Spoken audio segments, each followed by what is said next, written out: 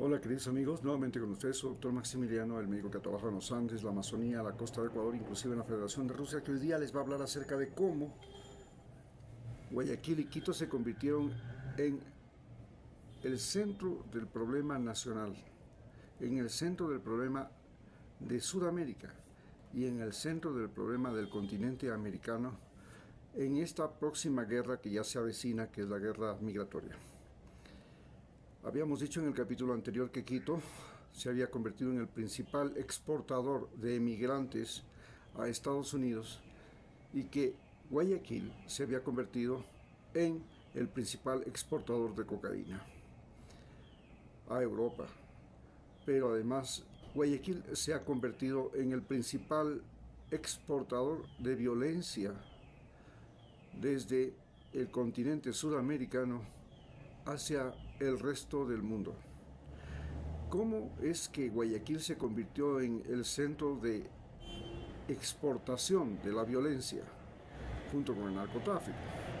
Porque ya en la historia humana siempre hubieron pueblos que se convirtieron en focos de pobreza, esencialmente de pobreza, y esos focos de pobreza se convirtieron finalmente en sitios donde emergió un tipo de conquistadores o colonizadores o migrantes que se pretendieron destruir al imperio que llegó a ese país, a ese lugar, a esa situación de miseria.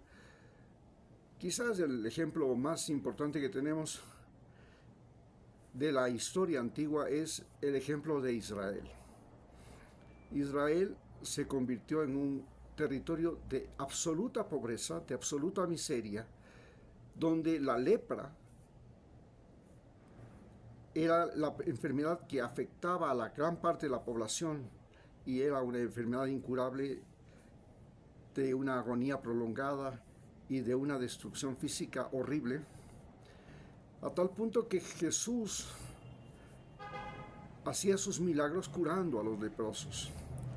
En ese lugar donde la pobreza llegó a ser un absurdo dentro del imperio romano, que era el imperio más rico del planeta, un imperio que empezaba en la India prácticamente, se había conquistado Irán, y terminaba pues en Inglaterra, y empezaba en España y terminaba en el Rin y en el Danubio. Es decir, era un territorio enorme donde se dice que estaba alrededor del 30% de la población mundial, quizás más. Eran millones de seres humanos, pero esa gran riqueza de Roma era a su vez la gran pobreza de Israel. Los judíos que emergieron de Israel finalmente crearon una nueva religión, la religión cristiana, y esta nueva religión que crearon, y además un nuevo modelo de comportamiento social, en el cual la guerra no era el principal mecanismo para derrotar a los romanos, porque sabían que con la guerra no podían sacar nada. Los romanos tenían un ejército demasiado poderoso que los había derrotado, los había pulverizado, inclusive los obligó al éxodo masivo, que el mecanismo era una nueva religión, y esa nueva religión fue el cristianismo.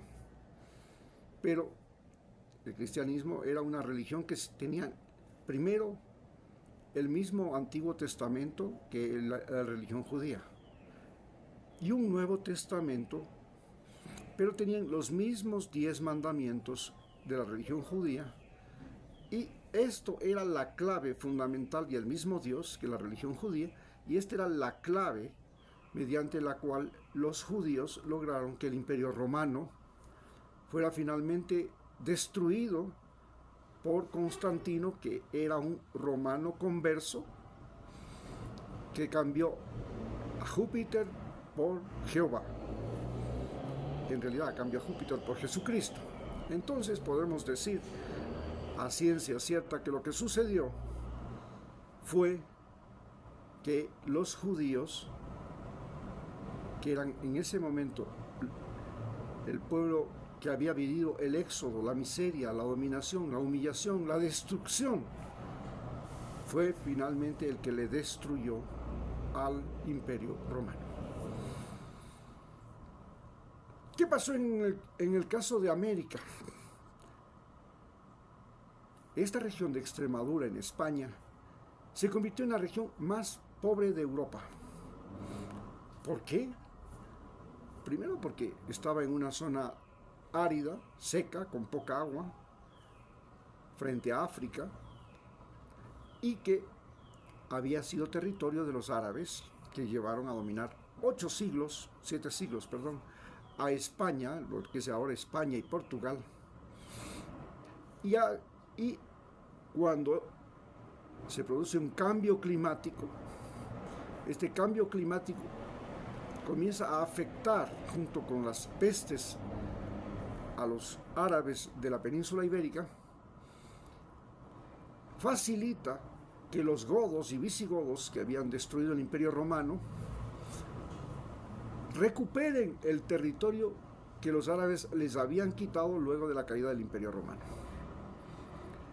Entonces, estos godos y visigodos, que se llamaban godos de Castilla y Aragón, derrotan a los musulmanes, pero convierten a esta región de Extremadura, donde estaba la mayor parte de los musulmanes, en la zona más pobre de Europa. Y la gente de Extremadura pasaba hambre, pasaba necesidad, pasaba angustias, y se convirtieron en los conquistadores del Perú, en los conquistadores de México y en los creadores del Imperio Español. No sucedió solo eso con Extremadura.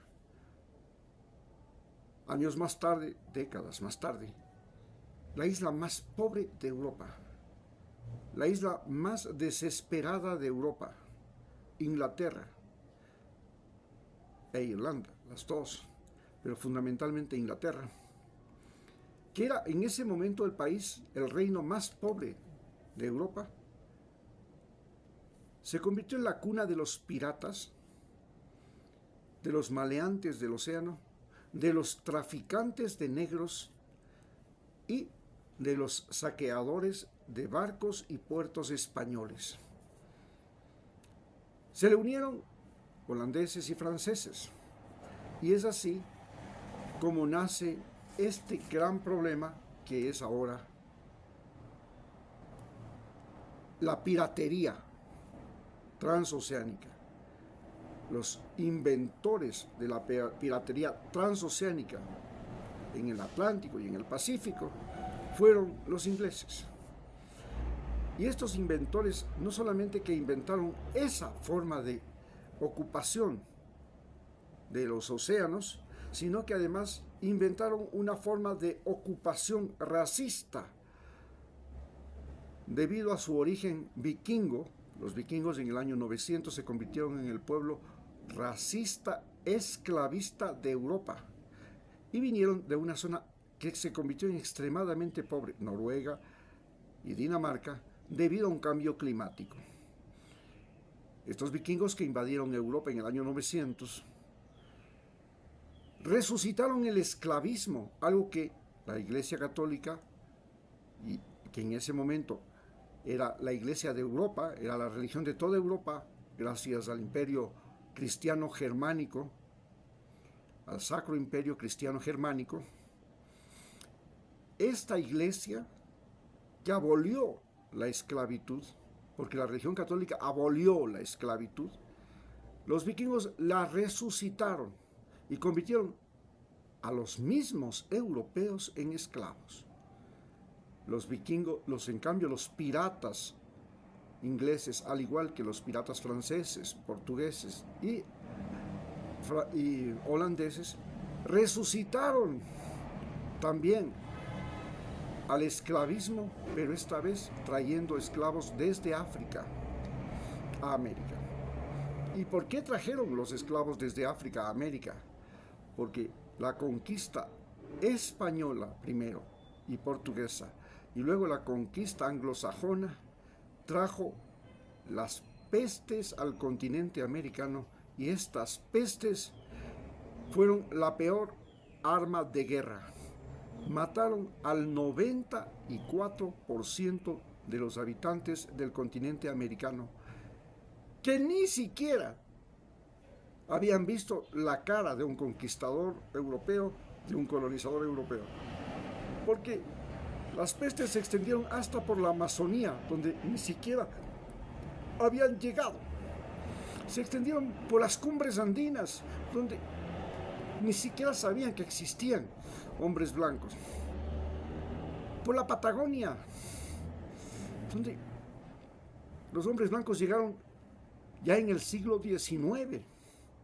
¿Cómo es eso?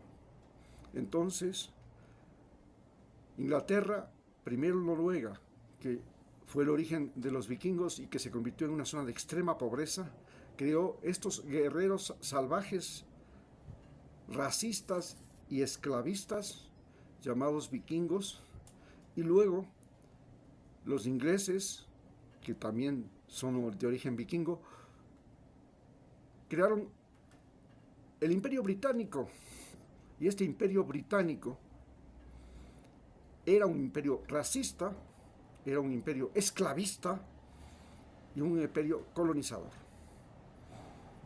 Entonces los ingleses trajeron a América el esclavismo, lo que no trajeron en realidad los españoles.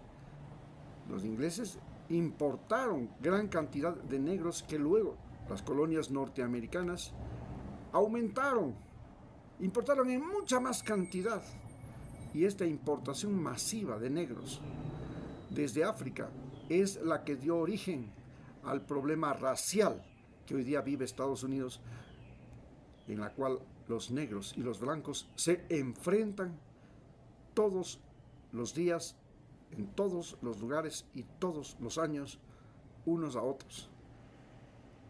A este enfrentamiento que están surgiendo en Estados Unidos, que nace como un país esclavista y luego se convierte en un estado federal, la primera fórmula, y es el primer estado federal del planeta Tierra, cambia el orden mundial. ¿Y por qué Estados Unidos cambia el orden mundial? Porque crea un nuevo modelo de gestión de gobierno. Cada lugar, cada estado tenía su propio gobernador o presidente, tenía su propio congreso o asamblea, tenía sus propias autoridades, sus propios colegios, escuelas, sacerdotes, profesores, policías, militares, cada estado. Y entre todos se nombraba a uno que era el representante de todos los estados. Por eso las elecciones en Estados Unidos son diferentes de las elecciones en otros estados federados como Brasil, México o Argentina, inclusive en Suiza, que también es un estado federado. ¿Por qué?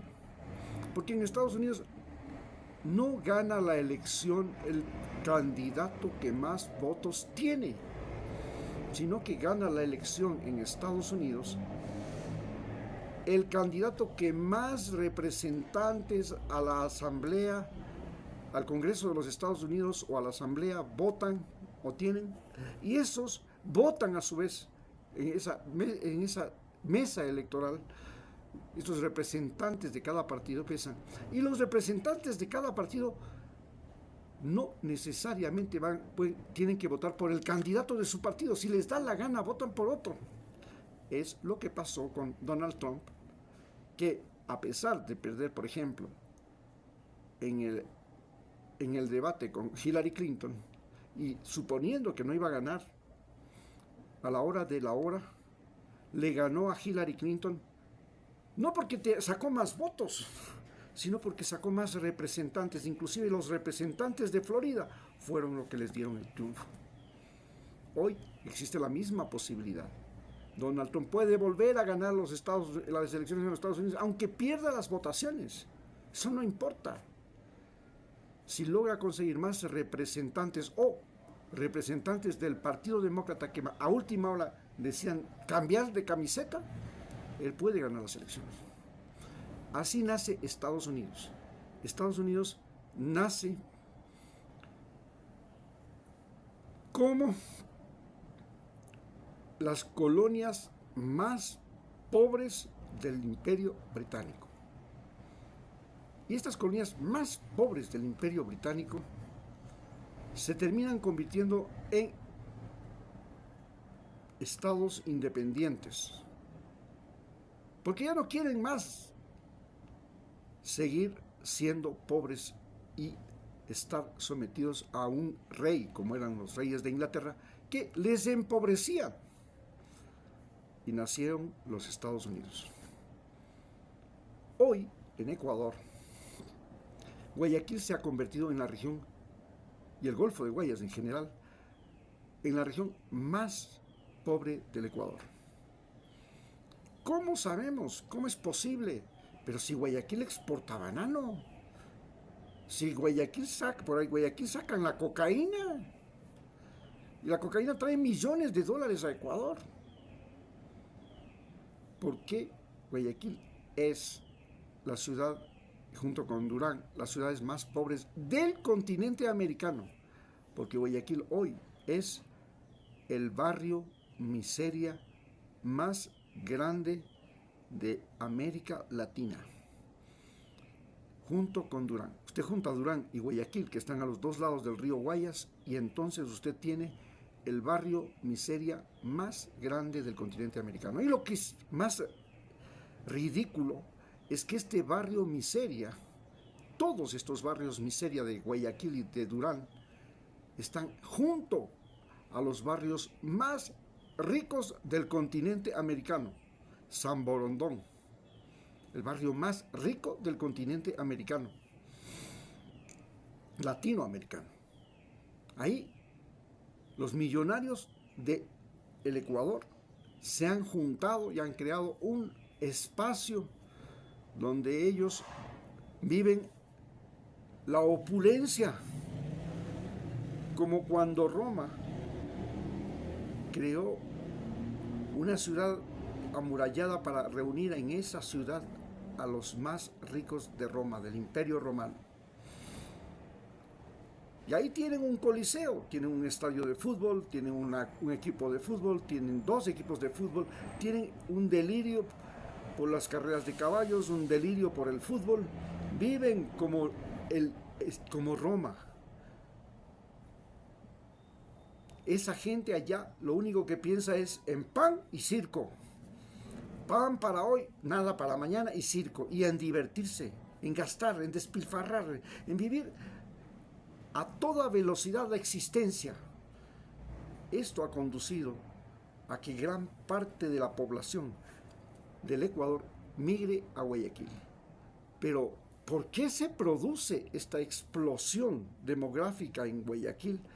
Y Guayaquil se convierte en el infierno de la costa del Pacífico de Sudamérica. ¿Cómo se convirtió en el infierno de la costa del Pacífico de Sudamérica? En un infierno donde ahora nacen, se reproducen y mueren demonios, diablos, donde los ecuatorianos que han pecado van a pagar sus pecados, pasan por ese purgatorio llamado Quito y terminan en el infierno llamado Guayaquil. ¿Cómo llegamos a este punto? Que Ecuador, al igual que Extremadura, al igual que Inglaterra, se convirtió en el país problema, en el centro del problema. Todo sucede porque primero Guayaquil se convierte en el puerto, en el botín favorito de los piratas en Sudamérica. Llegan a Guayaquil en 1668. Se toman Guayaquil 600 bucaneros, franceses, holandeses e ingleses, que se unen, se asocian e invaden Guayaquil, se aposentan en la isla Puná y desde ahí invaden la ciudad, la queman, secuestran 400 mujeres para empezar, las llevan a la isla Puná, las violan, las tienen cautivas, las que logran sobrevivir a las violaciones y a los ultrajes, exigen por esas mujeres 400 quintales de harina y 2 millones de pesos en oro. Y cuando llegan a la ciudad de Guayaquil, matan al que se cruza por su camino. Crean una devastación total. Esto dura 3 años. 3 años en que los piratas se apropian de Guayaquil. Del 65 al 68 del siglo XVI, del siglo XVII, 1665 a 1668, los piratas hacen lo que les da la gana, hasta que finalmente, primero, cobran el dinero y segundo, un ejército que sale desde Quito los logra ahuyentar. Es así como comienza a nacer el Guayaquil botín de piratas. Y Guayaquil después se convierte en botín de los exportadores terratenientes. El primer exportador terrateniente más grande de Guayaquil llegó a ser el presidente de la ciudad, el alcalde de la ciudad, José Joaquín de Olmedo, en 1820, cuando Guayaquil se declara independiente del reino español. Y luego le sigue Rocafuerte, un presidente que es amparado directamente por los norteamericanos que bloquean el puerto de Guayaquil con un barco, cuando en 1832 el presidente Moore de Estados Unidos declara la doctrina Moore, América para los americanos. Y como se presumía que España iba a volver a atacar y a querer Guayaquil, que era su principal puerto en el Pacífico de Sudamérica, el presidente Moore envía un barco y en ese barco se reúnen el presidente Flores, que era un dictador borracho,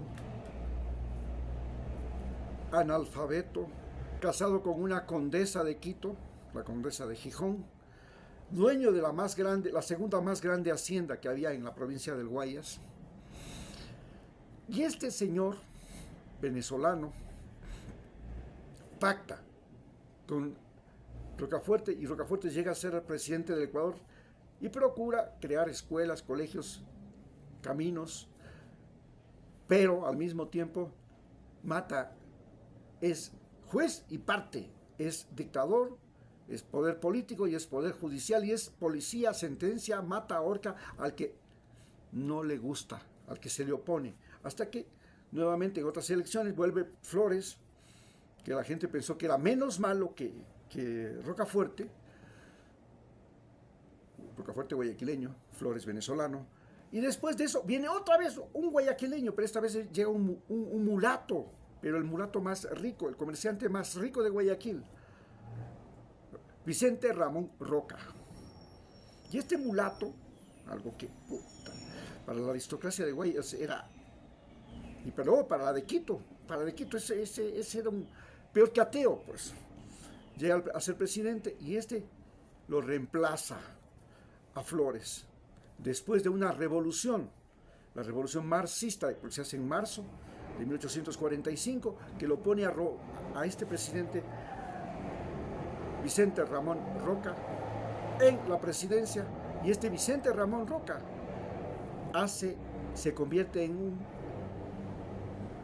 traficante, en un contrabandista, utiliza el gobierno, crea impuestos a las aduanas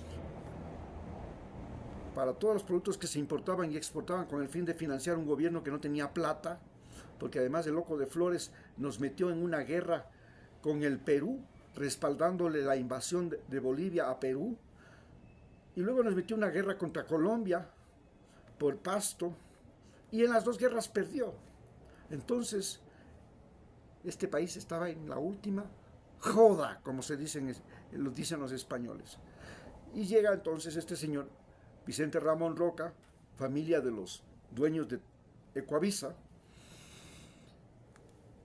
y este presidente convierte a la falsificación de monedas y al contrabando en su principal fuente de ingresos. Era presidente y era al mismo tiempo contrabandista. Y así nace esta burguesía guayaquileña que se convierte en poder político y al mismo tiempo en poder económico, porque permite a los comerciantes, a los banqueros y a los terratenientes, especialmente de cacao, en la época del gran cacao, y más tarde del banano, después de la Primera Guerra Mundial, en los hombres más ricos del Ecuador. Y estos hombres más ricos del Ecuador ya no se contentaban solamente con ser los más ricos del Ecuador.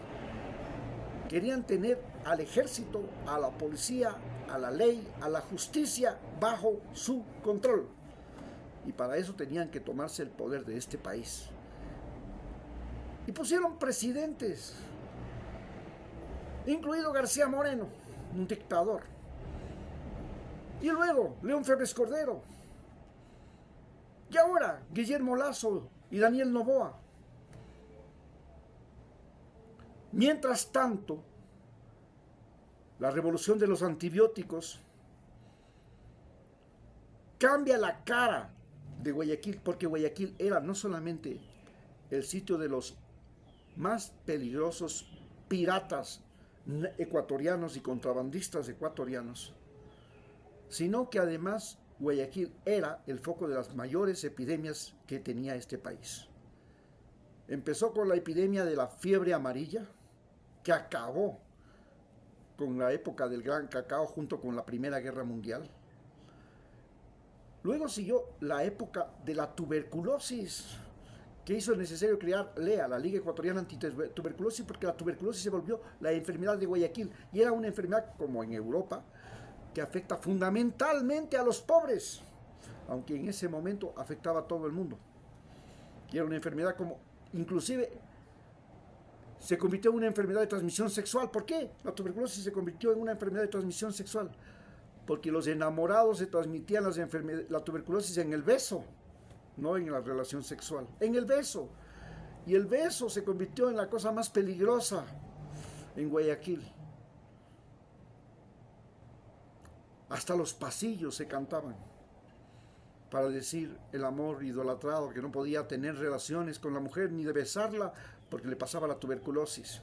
Miguel Ángel Silva, el poeta que murió con tuberculosis y que cantó esas canciones.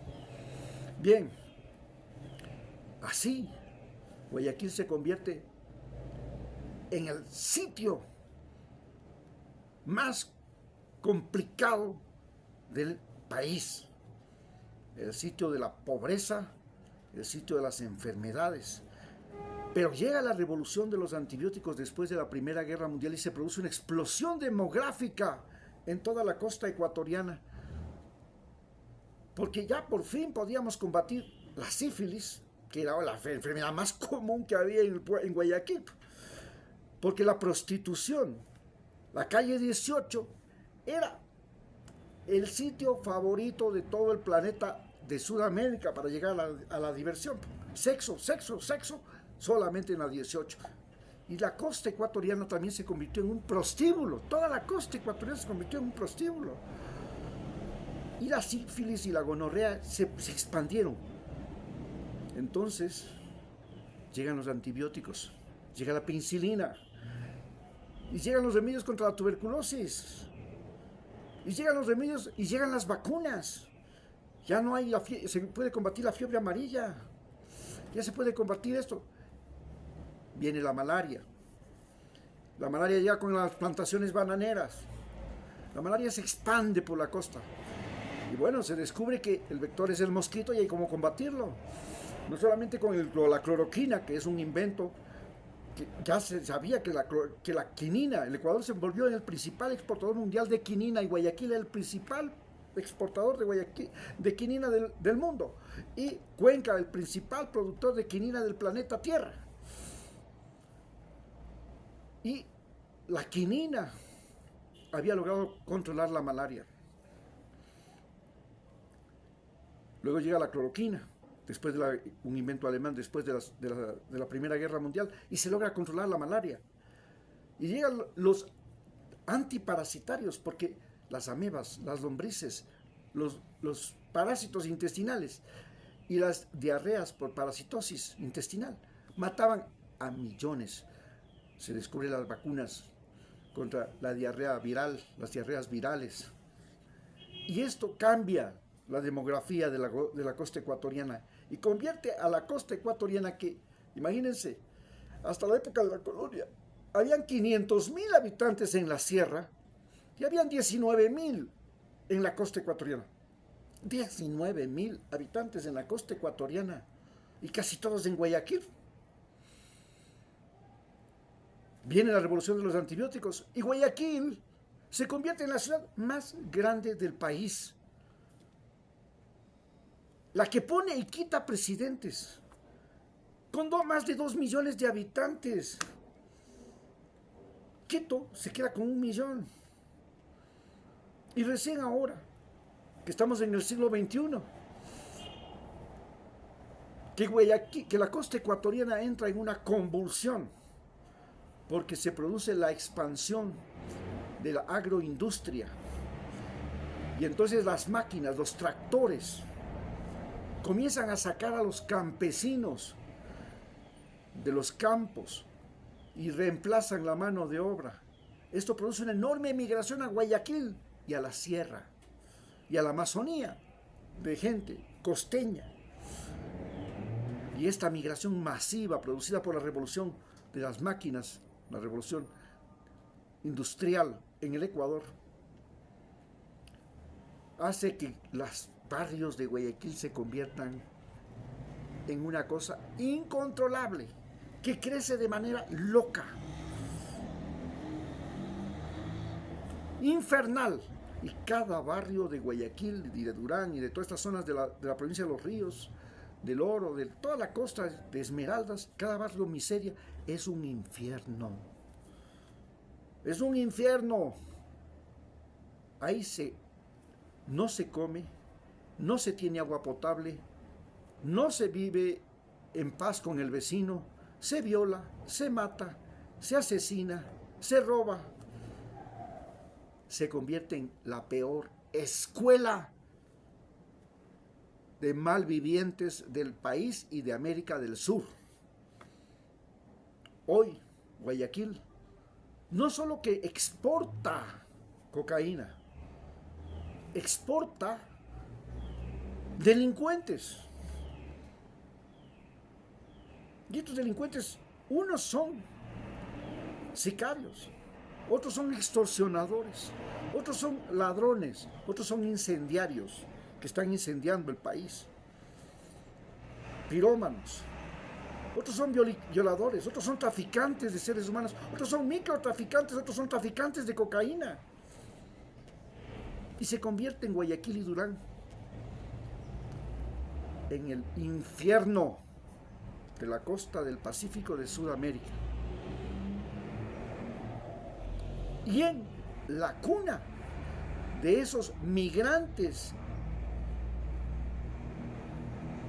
que en el siglo XXI, específicamente a partir del año del 2020, es decir, a partir de la pandemia, invaden Estados Unidos, se cruzan el tapón del Darién, a tal punto que más de 100 de ellos han sido detenidos en Panamá y han sido regresados, lo que prueba que los migrantes, ese montón de migrantes ecuatorianos que salen de Ecuador hacia Estados Unidos, también van acarreando a esta gente de Guayaquil, a estos diablos de Guayaquil y de Durán, que han nacido en ese infierno, que se han educado en ese infierno, que han aprendido a sobrevivir en ese infierno, y que al igual que los conquistadores españoles de Extremadura, que al igual que los ingleses